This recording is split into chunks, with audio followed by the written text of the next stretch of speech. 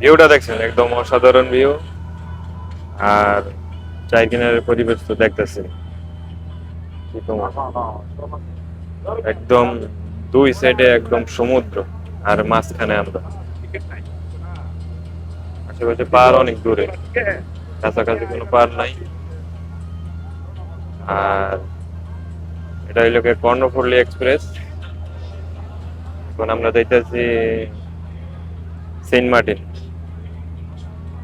জাহাজ এতক্ষণ আটকায় ছিল নদীর মাঝখানে, ছাড়ছে 2 ঘন্টা হইব। কতক্ষণ লাগে কোনো শিওর না, ঢেউ আছে নদীতে অনেক।